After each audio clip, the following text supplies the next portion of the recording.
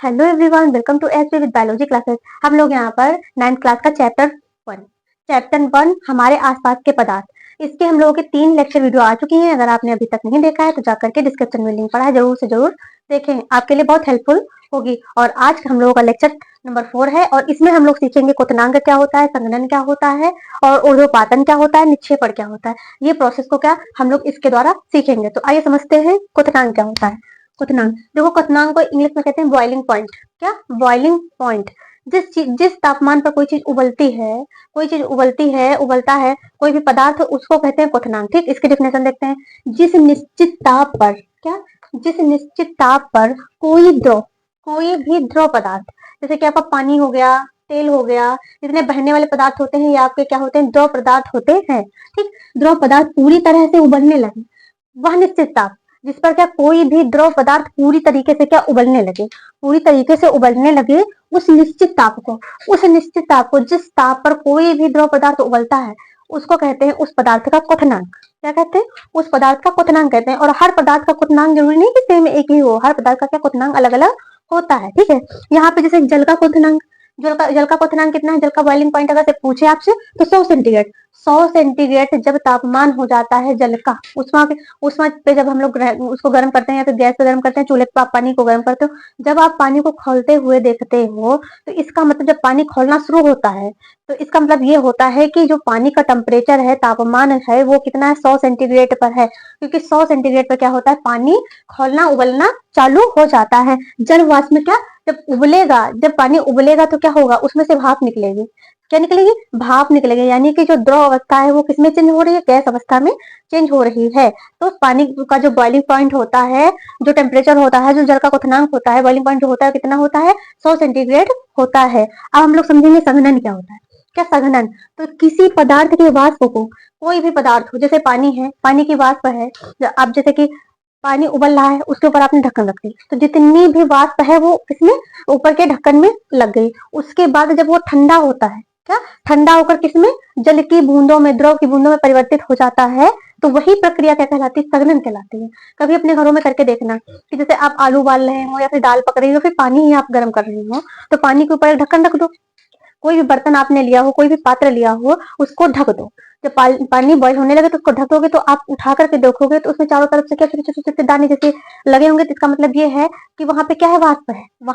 वाष्प है, यानी कि गैस रूप में वाष्प है वहां पे। फिर थोड़ी देर जब पानी वो ढक्कन ठंडा हो जाएगा, जब जो वाष्प है वो ठंडी हो जाएगी, तो क्या हो जाएगा, वो द्रव की बूंदों में आ जाएगी। तो यही कहा गया है संघनन की परिभाषा में, किसी पदार्थ के वाष्प को, कोई भी पदार्थ हो, जब उसका वाष्प है तो ठंडा होकर क्या होता है, ठंडा जब होती है वाष्प, जब ठंडी होती है तो किसमें परिवर्तित हो जाती है, द्रव में परिवर्तित हो जाती है। यह प्रक्रिया क्या कहलाती है, संघनन कहलाती है। इस प्रक्रिया को क्या कहते हैं, संघनन कहते हैं। समझ में आ गया ना आपको बहुत अच्छे से। अब ऊर्ध्वपातन क्या होता है, ऊर्ध्वपातन क्या होता है। ठीक, जब कोई पदार्थ ठोस अवस्था में, कोई भी पदार्थ ठोस अवस्था में हो, तो ठोस, जैसे कि आपने सुना होगा, आपको पढ़ाया गया, ठोस से द्रव में बदलता है, द्रव से गैस में बदलता है। ये चीज आपने अवस्थाएं समझी थी। और यहाँ पे क्या होगा, ऊर्ध्वपातन में क्या होगा, जो कोई भी ठोस पदार्थ होगा, ठोस से सीधे चेंज होगा किसमें, गैस में। ठोस से किसमें चेंज होगा, सीधे गैस में परिवर्तित होगा। ठीक, ठोस से सीधा परिवर्तित होगा गैस में। तो यह कहा गया, जब कोई पदार्थ ठोस अवस्था से सीधे गैस अवस्था में बदल जाता है, यानी कि वो द्रव अवस्था में नहीं जाता है, ठोस अवस्था से क्या होता है, सीधे गैस अवस्था में बदल जाता है, तो इस प्रक्रिया को क्या कहते हैं, ऊर्ध्वपातन कहते हैं। क्या कहते हैं, ऊर्ध्वपातन कहते हैं। यानी कि ठोस का सीधे गैस अवस्था में बदलना क्या कहलाता है, ऊर्ध्वपातन कहलाता है। आपने अपने घरों में पूजा के दौरान पूजा किया होगी, तो पूजा के दौरान या फिर ऐसे भी, जैसे कि आपका बैटरी जितने समय वारा चल रहा होता है तो उतने समय आप क्या कहते हैं, कपूर जलाते हैं। जब कपूर जलाते हैं तो आप देखते हैं, कपूर जलाओगे वहां का स्थान पूरा पूरा क्लियर हो जाता है, क्योंकि जो ठोस होता है, कपूर जो है वो ठोस फॉर्म में है। कपूर एक ठोस पदार्थ है, जब उसको जलाओगे तो सीधे किसमें वो चेंज हो जाता है, वाष्प में चेंज हो जाता है। यानी कि सीधे ठोस किसमें चेंज होता है, गैस में चेंज हो जाता है, गैस में चेंज होकर के उड़ जाता है। उसी तरीके आपका नौसादर होता है। क्या होता है, नौसादर, जिसको अमोनियम क्लोराइड कहते हैं, NH4Cl इसका फॉर्मूला होता है। क्या होता है, NH4Cl इसका फॉर्मूला होता है अमोनियम क्लोराइड का। ठीक, तो नौसादर भी क्या होता है, ठोस से सीधे गैस में परिवर्तित होता है। तो ये आपका ऊर्ध्वपातन हो गया। अब निक्षेपण क्या होता है, निक्षेपण क्या होता है, कोई पदार्थ जब गैस से सीधे ठोस में बदलता, कोई भी पदार्थ, क्या कोई भी पदार्थ जब गैस से, कोई भी पदार्थ गैस अवस्था में हो और क्या सीधे ठोस अवस्था में बदल जाए, कैसे, सीधे ही ठोस अवस्था में बदल जाए, कोई गैस सीधे ठोस में बदलती है तो उसको कहते हैं निक्षेपण। और आपने यहाँ पे क्या देखा था, जो तो यहाँ पे आपने देखा था ऊर्ध्वपातन में ठोस गैस में बदल रहा था, और यहाँ क्या होगी, गैस जो होगी वो ठोस में बदलेगी। इसमें होगा ठोस गैस में बदलेगा, और वही जब निक्षेपण की बात आ जाएगी तो क्या होगी, गैस जो गैस होगी वो किसमें बदलेगी, सीधे ठोस में बदल जाएगी। गैस होगी किसमें बदलेगी, सीधे ठोस में बदलेगी, ठोस में परिवर्तित होगी। जैसे कि आपने देखा होगा वायुमंडल में बहुत सारी गैसें होती हैं, वायुमंडल में बहुत सारी गैसें होती हैं। ठंडी के दिनों में आप देखते हो जब खूब कोहरा पड़ रहा होता है तो आप क्या देखते हो, वायुमंडल में जितनी गैसें होती हैं, जैसे कि आपने पाला देखा होगा, पत्तियों के ऊपर जमा हुआ होता है, पत्तियों जैसे पेड़ पौधे हैं, घास है, उनके ऊपर दिखता है, तो वो क्या होता है, गैस जो होती है सीधे ठोस फॉर्म में बदल जाती है। गैस जो होती है कि कार्बन डाइऑक्साइड का शुष्क बर्फ में बदलना, ये आपका किसका, निक्षेपण का एग्जाम्पल है। जल वाष्प का पाले में बदलना, ये किसका एग्जाम्पल है, आपका निक्षेपण का एग्जाम्पल है, निक्षेपण का उदाहरण है। अब हम लोग समझेंगे दाब परिवर्तन का प्रभाव, कि दाब परिवर्तन का प्रभाव क्या होता है, कैसे पड़ता है पदार्थों पर। ठीक, तो कणों के बीच की दूरी में, क्या कणों के बीच में कितनी दूरी है, अंतर के कारण क्या होता है, अंतर के दौरान क्या होता है, कारण से क्या होता है, विभिन्न जो पदार्थ की विभिन्न अवस्थाएं होती हैं उसमें अंतर आ जाता है। कणों के बीच की दूरी में अंतर के कारण पदार्थों की विभिन्न अवस्थाओं में अंतर आ जाता है, कि कणों में जैसे कि कितनी दूरी है उसके कारण क्या होता है, पदार्थों की जो अवस्थाएं होती हैं, जैसे कि कण ज्यादा पास है तो ठोस अवस्था हो जाएगी, कण उससे दूर है तो द्रव अवस्था हो जाएगी, कण बहुत दूर दूर है पदार्थ के तो क्या गैस अवस्था हो जाएगी। तो यही यहाँ पे लिखा है कि दाब परिवर्तन का प्रभाव क्या पड़ता है, तो दाब परिवर्तन का प्रभाव यह पड़ता है कि कणों के बीच की दूरी, अवस्थाओं में क्या होता है, कणों के बीच की दूरी डिपेंड करती है अवस्थाओं पर। तो वही कहा गया, कणों के बीच की दूरी में अंतर के कारण, अगर अंतर जैसे बहुत कम है तो ठोस हो जाएगा, उससे थोड़ा ज्यादा है तो द्रव हो जाएगा, उससे भी ज्यादा है तो क्या हो जाएगा, गैस हो जाएगा। तो पदार्थों की विभिन्न अवस्थाओं में क्या अंतर होता है, कणों की बीच की दूरी के कारण। ठीक, दाब बढ़ाने या घटाने पर अवस्थाओं में परिवर्तन हो जाता है। जब आप दाब बढ़ाओगे या फिर घटाओगे तो क्या हो जाएंगे, अवस्थाएं बदल जाएंगी, अवस्थाओं में क्या होता है, परिवर्तन हो जाता है। अब हम लोग समझते हैं कि शुष्क बर्फ या ठोस CO2 किसे कहते हैं। शुष्क बर्फ ठोस CO2 किसे कहते हैं। आपने बहुत बार सुना होगा कि ड्राई आइस जैसे सुना होगा, शुष्क बर्फ सुना होगा, ड्राई आइस सुना होगा, और आपने कार्बन डाइऑक्साइड भी सुना है। तो अब शुष्क जो होती है बर्फ और ठोस CO2 कहते किसे हैं, तो ये समझते हैं हम लोग। ठीक है, तो देखिए सबसे पहले अगर पूछा जाए कि जो शुष्क बर्फ होती है उसको संग्रहित कैसे किया जाता है, तो आप बताओगे शुष्क बर्फ को हमेशा उच्च दाब पर संग्रहित किया जाता है। किस पर संग्रहित किया जाता है, तो उच्च दाब पर संग्रहित किया जाता है। अगर आपसे क्वेश्चन पूछा जाए कि शुष्क बर्फ को कैसे संग्रहित करते हैं, निम्न दाब पर, समान दाब पर, या फिर उच्च दाब पर, तो आप कहोगे उच्च दाब पर ठोस CO2 को क्या किया जाता है, संग्रहित किया जाता है। ठीक है, जब वायुमंडलीय दाब का माप, वायुमंडल में जैसे कि आपकी शुष्क बर्फ है, ठोस CO2 है, जब वायुमंडल का जो है, वायुमंडल का दाब कितना होगा, 1 एटमॉस्फेयर यानी कि 1 ATM हो जाएगा। तो क्या होता है, शुष्क बर्फ जो होती है वायुमंडल में, जो शुष्क बर्फ जो वायुमंडल में होती है वो किसमें बदल जाती है, गैस में बदल जाती है। किसमें बदल जाती है, गैस में बदल जाती है। इसी वजह से ठोस CO2 को क्या कहते हैं, शुष्क बर्फ कहते हैं। इसी वजह से क्या कहते हैं, ठोस CO2 को कहते हैं शुष्क बर्फ कहा जाता है, क्योंकि जब वायुमंडल का एक एक एटमॉस्फेयर जो टेम्परेचर होता है, एक एटमॉस्फेयर जब दाब होता है तो क्या होती है, ठोस जो CO2 होती है वो गैस में परिवर्तित हो जाती है। इस वजह से क्या कहा जाता है, इस वजह से CO2 को जो कार्बन डाइऑक्साइड होती है उसको कहते हैं शुष्क बर्फ। क्या कहते हैं, शुष्क बर्फ कहा जाता है। पदार्थ की ठोस, द्रव, 3 अवस्थाएं आपने सुनी है। ठीक है, पदार्थ की कौन कौन सी अवस्थाएं होती है, ठोस, द्रव, गैस, इसके बारे में बहुत अच्छे से पढ़ा है। ठीक है, तो तीनों अवस्थाओं का जो होती है वो तापमान पर निर्भर करती हैं। पदार्थ की ठोस, द्रव और गैस तीनों अवस्थाएं किस पर निर्भर करती है, तापमान पर। टेम्परेचर बढ़ा दोगे, टेम्परेचर घटा दोगे, उसी के अनुसार क्या होती है, अवस्थाओं में चेंजमेंट हो जाता है। जैसे ठोस अवस्था है, आपने टेम्परेचर बढ़ा दिया तो द्रव में चली गई। तो जो ठोस की अवस्थाएं होती हैं वो हमेशा तापमान पर निर्भर करती हैं। अब हम लोग दोनों जैसे समझ लिया था, संगलन समझ लिया था, वाष्पीकरण समझ लिया था। तो अब देखो ठोस का जब जब जैसे कि ठोस जो है वो द्रव में जब बदलती है, ठोस का द्रव में बदलना क्या कहलाता है, संगलन कहलाता है। क्या कहलाता है, संगलन कहलाता है। ठोस का द्रव में बदलना क्या कहलाता है, संगलन कहलाता है।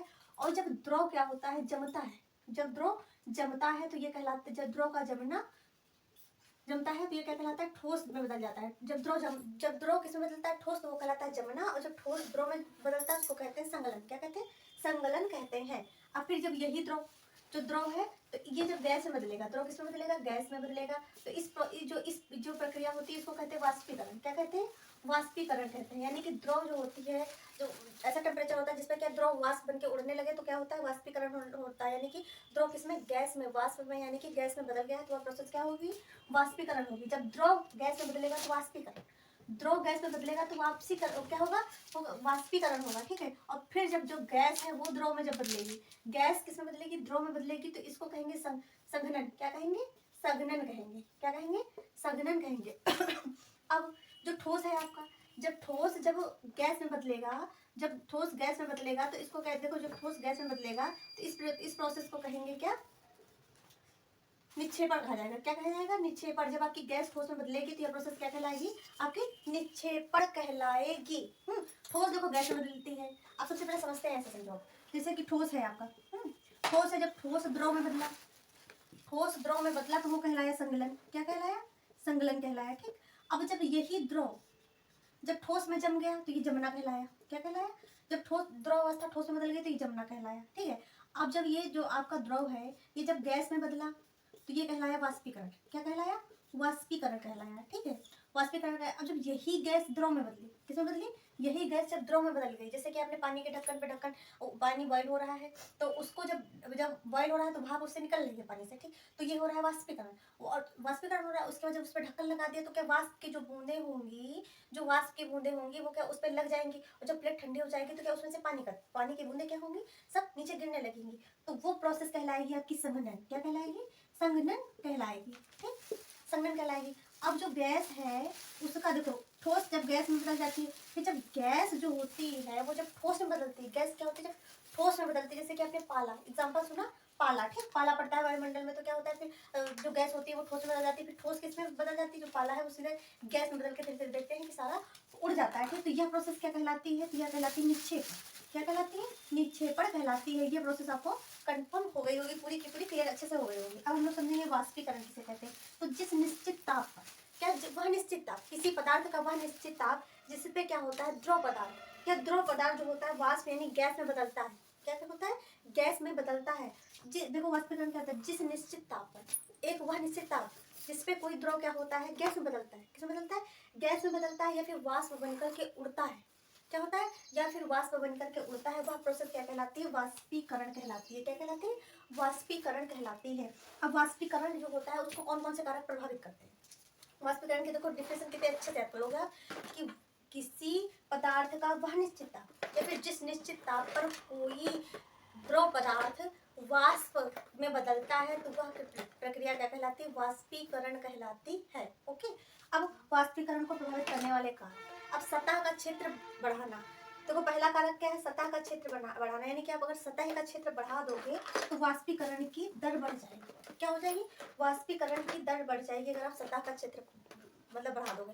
अब जैसे कि आपने देखा होगा, कपड़े सुखाते हो, गेहूं वगैरह धुलते सुखाते हो, अगर वही गेहूं मोटे मोटे आपने फैला दिए, ठीक है, तो देर से सूखेंगे।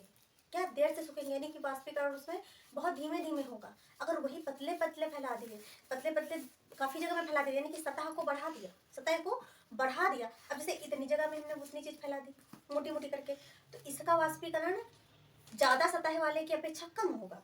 ठीक, कम होगा। वही चीज हमने सतह बढ़ा करके फैला दी तो उसका वाष्पीकरण जो सतह कम सतह पर समान फैली है उससे जिसका सतह ज्यादा है उसका वाष्पीकरण क्या होगा, जल्दी होगा। तो सतह क्षेत्र को बढ़ाना क्या वाष्पीकरण पर निर्भर करता है। जैसे कपड़ा आप लेकर गए धुल करके और उसको ऐसे फैला दिया, खोला नहीं कपड़े को, ऐसे डाल दिया तार पे, और दूसरा कपड़ा लेकर गए भैया ऐसे झाड़ करके तब डाला, तो क्या होगा, जो झाड़ के कपड़ा डाला है आपने वो जल्दी सूख जाएगा, अपेक्षा किसके, जो कपड़ा आपने तार पे ऐसे ही डाल दिया है इसके। तो यही कहते हैं कि सतह जब क्षेत्र बढ़ाओगे तो वाष्पीकरण की जो दर होती है वो बढ़ जाती है। तो पहला कारक कौन सा है, तो वाष्पीकरण को प्रभावित करने वाला सतह क्षेत्र को क्या बढ़ाना।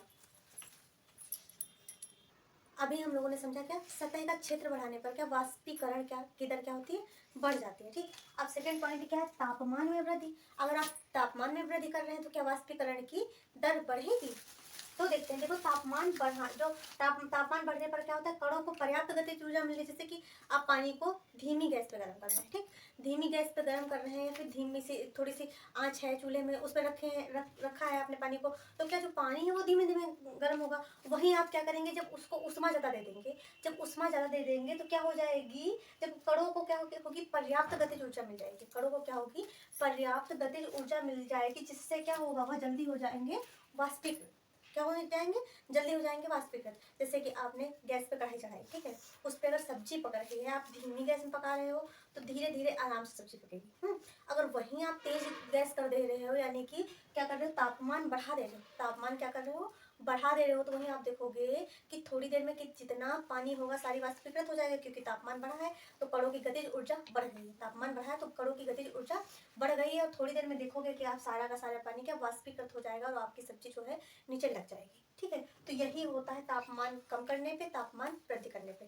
तापमान कम करोगे तो जो होगी, कणों को पर्याप्त गतिज ऊर्जा मिलेगी नहीं, कण जब होंगे जल्दी गति करेंगे नहीं। अगर जब तापमान में हम वृद्धि कर दे रहे हैं तो क्या होगा, कणों को पर्याप्त गतिज ऊर्जा मिले, जिससे क्या होगा, जो होगा वाष्पीकरण, यानी कि वाष्पीकरण जो होगा, बहुत ही ज्यादा वाष्पीकरण की दर बढ़ जाएगी, कण बहुत जल्दी वाष्पीकृत हो जाएंगे। तीसरा देखते हैं आर्द्रता में कमी। अगर आप आर्द्रता में कमी कर रहे हो तो क्या होता है, तो वायु में विद्यमान जलवाष्प की मात्रा को आर्द्रता कहते हैं। अगर आपसे आप पूछा जाए कि आर्द्रता में कमी, तो आप कहोगे मैम आर्द्रता क्या होती है, तो वायु में जो विद्यमान जल वाष्प की मात्रा को क्या कहते हैं, आर्द्रता कहते हैं। वायु में जो जल वाष्प होती है, हल्की सी नमी होती है, उसी को कहते हैं आर्द्रता। क्या कहते हैं, आर्द्रता कहते हैं। तो वायु में निश्चित मात्रा में क्या होती है, जल वाष्प होती है। वायु में एक निश्चित मात्रा होती है जिसमें क्या होती है, जल वाष्प होती है। जब वायु में जल के कणों की मात्रा अधिक हो जाती है, तो क्या होगा, वायु में जल के कणों की मात्रा अधिक हो जाएगी, तो वाष्पीकरण की दर क्या हो जाएगी, घट जाएगी, वाष्पीकरण की दर घट जाएगी। तो आर्द्रता किसे कहते हैं, वायु में विद्यमान जल की मात्रा को क्या कहते हैं, आर्द्रता कहते हैं। वायु में जो नमी होती है उसी को क्या कहा जाता है, आर्द्रता कहा जाता है। ठीक है, तो वायु में एक निश्चित मात्रा में जल वाष्प होती है, बहुत नहीं होती है, एक निश्चित मात्रा होती है, क्वांटिटी होती है, जिसमें क्या होती है, जल वाष्प होती है। जब वायु में जल वाष्प कणों की मात्रा अधिक हो जाती है, वायु में क्या, वायु का मतलब है वायुमंडल में जल वाष्प की मात्रा अधिक हो जाती है, तो क्या होता है, वाष्पीकरण की दर घट जाती है। अगला देखते हैं इसका कारण, वायु की गति में वृद्धि। अगर आप वायु की गति में वृद्धि कर रहे हो तब क्या होता है, तो वायु के तेज होने से क्या होगी, जल वाष्प के कण वायु के साथ उड़ जाएंगे।